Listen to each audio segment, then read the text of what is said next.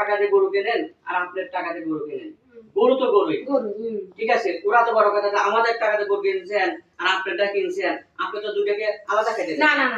আপনি আপনার দুটো যা লাগে তাই খেতে দেন, কিন্তু দিন শেষে দেখা যায় যে আপনার দুটো লাভ হলো না। এখন আমাদেরটা তো হিসাব হয়, ধরেন আপনার গরুটা হিসাব হবে না, আপনি যা কিনছেন যা দিয়ে কিনছেন তা বেশি তাই লাভ, কিন্তু আমাদেরটা তো হিসাব হবে।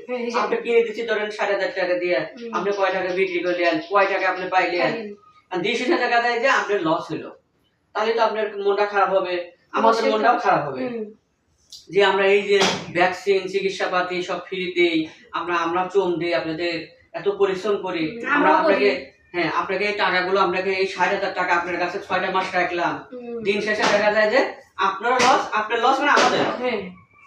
আমার কথা বুঝছেন? আমাদের তো লস নাই, আপনার তো ভালোর জন্য কিনে দিচ্ছি। এখন এই জন্য আপনাকে প্রপারলি ভাবে কীটনাশক করতে হবে, এই যে ভ্যাকসিন করতে হবে, যখন ভ্যাকসিন দরকার তখন আমরা করে দেব, আপনার তো টাকা লাগবে না। তারপরে আপনাকে কি একটা জিনিস ভালো করছেন, আপনার ঘরটা সুন্দর করছেন। এখন আপনি যেটা করবেন সেটা হলে কি আপনি প্রপারলি ভাবে কীটনাশক মুক্ত করবেন আর খামারটা একটু পরিষ্কার রাখবেন, ঠিক আছে। আর ঠিক মতো খাবার দাবার আছে ঠিক মতো দিবেন, বাস শেষ। দেখবেন যে আপনার গরু দেখবেন যে অল্প কয়েকদিনই মোটা তাজা হয়ে গেছে, এই নামটা আপনার টেনশন করা লাগবে না।